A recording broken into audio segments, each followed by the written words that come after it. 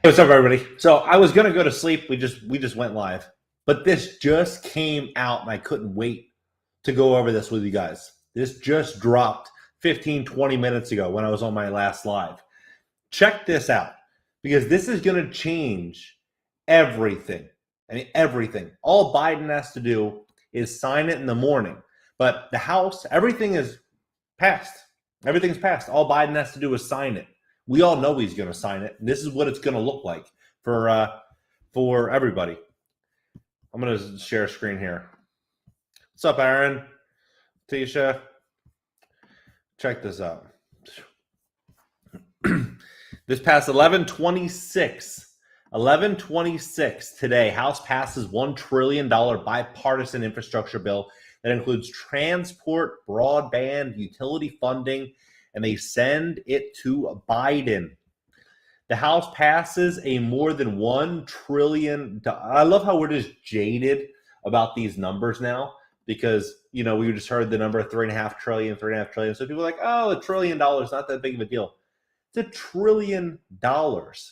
Like, the amount of money that we're spending right now is unbelievable. I was looking at TikTok after I got off my last live, and a guy was showing me how much he paid for a turkey in 2020. It was $25. Versus today, it's $56. Literally, the price doubled. What's going to happen is they continue just devaluing our currency. The legislation will put $550 billion in new funding in transportation, broadband, and utilities.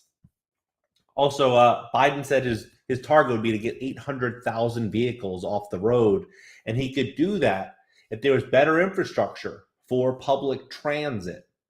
I don't know about you, but you have a baby, you have family, you might not want to take the train. You might want to just drive there.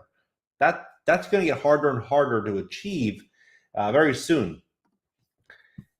They go on to say that the House passed more than a $1 trillion bipartisan infrastructure bill late Friday, sending it to Biden's desk in a critical step forward in enacting the sprawling Democratic economics plans.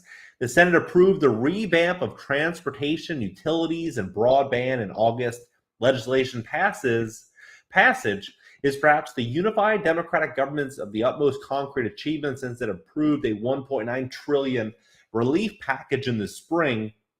The measure passed 228 to 206. 13 Republicans supported it, while 6 Democrats voted against it. Biden could sign the bill within days. We all know that come Monday morning, they're going to announce that he did sign it. Washington has tried and failed for years to pass a major bill to upgrade critical transportation and utility infrastructure, which has come under more pressure from extreme weather. The White House has also contended passage of the bill can help to get more goods moving as supply chain obstacles contribute to higher prices for American consumers. The vote Friday followed a day of wrangling over how to enact the 2 planks of the party's agenda. The push and pull exemplified party leaders' months-long struggle to get progressives and centrists who have differing visions of the government's role in the economy behind the same bills. Democrats entered the day planning to pass both the infrastructure legislation and the party's larger $1.75 trillion social. See, I can't even keep up with the amount of bills that they're passing right now. They're passing this $1 trillion bill. They're passing a $1.75 trillion bill. They're trying to pass a $3.5 trillion bill. It's just unbelievable. Like, it's absolute. I can't comprehend what's happening right now, because the amount of change that's happening in such a fast time, it's going to hit us all like a bag of bricks. The estimate of social spending budgetary effects delayed its approval. Progressives sought assurances the holdouts would support the bigger proposal. They voted for the infrastructure bill. After hours of talks and a Biden call into progressive meeting lawmakers, let's see here. So I'm confident that during the week of November 15th, the House will pass the Build Back Better Act. He said in a statement of the social spending bill, the House is out of Washington next week and could take the CBO days or weeks to prepare the scored legislation. So here's what it's going to look like. It would include the bipartisan infrastructure bill would include Investment and Jobs Act, $550 billion in new money in transportation projects, the utility grid, broadband. The package includes $110 billion for roads, bridges, and other major projects, along with $66 billion for passenger and freight rail and $39 billion for public transit. You know who's getting those contracts and who's going to be getting. I mean, some big money is being made in all those contracts, and I think a lot of people that have connections are going to probably score a lot of really good contracts and make it an unbelievable amount of money. But for everybody else who's not getting those contracts, I don't know. You might have a different opinion. It would put $65 billion into broadband, a priority for lawmakers after the pandemic highlighted inequities in internet access for households and students across the country. The legislation would also invest $55 billion into water systems, including efforts to replace lead pipes. Before the vote, Transportation Secretary Pete Buttigieg told MSNBC that the moment the president signs this, then it's over to our department on the transportation pieces to get out there and deliver. It can take years to complete major projects after Congress funds them. Republicans helped to write the bill in the Senate and garnered 19 GOP votes in the chamber. A range of congressional Republicans opposed the plan because they considered it too closely tied to Democrats' larger proposal, which they are passing without Republicans through the budget reconciliation process. Many Democrats considered the infrastructure bill inadequate because it did not address issues including child care, pre-K education, Medicare expansion, and the enhanced child tax credit. Those policies priorities for Biden and other top Democrats made it into the House version of the social safety net bill. That's the next one that's going to be coming to all of us, the $1.75 trillion. So we can. I feel like I'm in the. You ever seen Dumb and Dumber when he just buys a Lamborghini, he just signs off. He's like, you might want to hold on to this one, $250,000 IOU. You know, this is basically how we're spending money. We're just printing, and then we're going to be setting our entire country up for a real problem. It looks like it anyway. I could be wrong. Democrat leaders tied the proposals together in an effort to keep centrists and progressives on board with both plans. A thorny legislative process has unfolded for months as Democrats try to get desperate groups with varied visions of the federal government's role in the economy back into both packages. The Chaos Friday was the latest stumble in the process to approve the bills, while the whole day progressive still lobbying. Many Democrats, one bill. Yeah. They're going to be changing. It's interesting. They want to upgrade the internet. I don't know about you guys, but anywhere I go, if I go to a Starbucks, I go to a coffee shop, I can go anywhere and the internet always works. It works fine. It works perfectly fine for me with everyday use. To upgrade the internet, I don't know. I'm going to look into that. Seems interesting.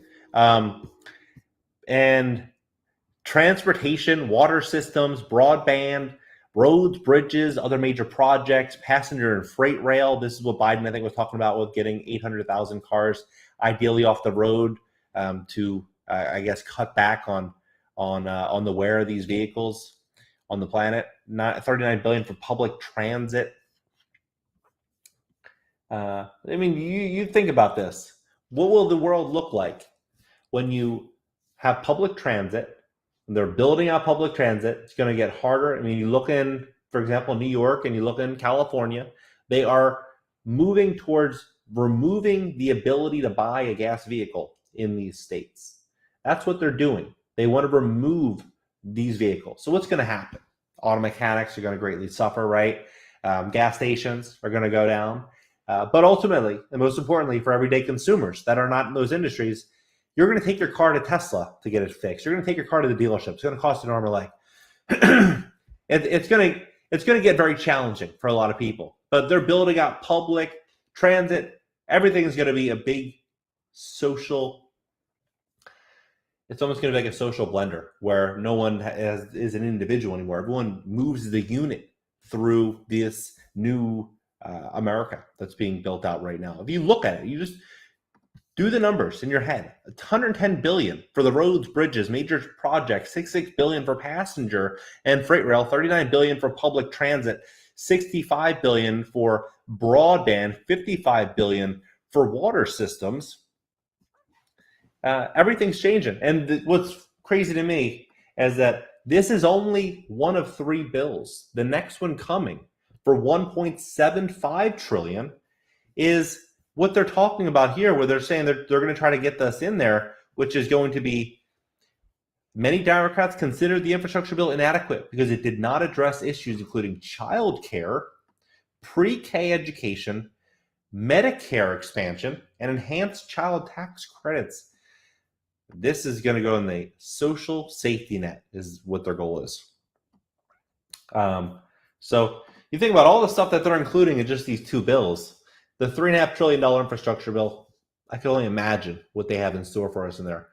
But we're stepping into a changed world, and it pays to stay clear in terms of what's happening. Make smart investment decisions based on this. For this, what I'm thinking is I think that we're going to see a lot of people that are going to probably pull back from the cities and try to, have a little bit of space. I think ranches, I think being in certain locations, a little bit more remote is going to come back into trend. And we're going to be stepping into a whole new America. Big questions I have for you guys are, where do you think the real estate market lands? Do you think that this benefits the real estate market? Do you think the economy is going to continue going up in this parabolic trajectory? Do you think pricing is going to get absolutely out of control? Or do you think that, this is ultimately going to be the end of everything that we once knew, and we're stepping into something that most of us can't even comprehend? Drop your comments in here. January 4th. Yep. If you missed my last live, you should check it out, because January 4th, this is just the beginning. Just the beginning for January 4th. It was 100 or more for January 4th, but now they're pursuing 100 or less employees. So it will be everybody. So you think about this, they're building out a whole new America right now. And the smart investors are aware of this. They're making the right decisions. They're investing appropriately. They're not all in one asset. They have stocks, they have real estate, they have crypto, they have gold and silver. They have, they have options. They can pivot with the times. That's going to be important, as I talked about.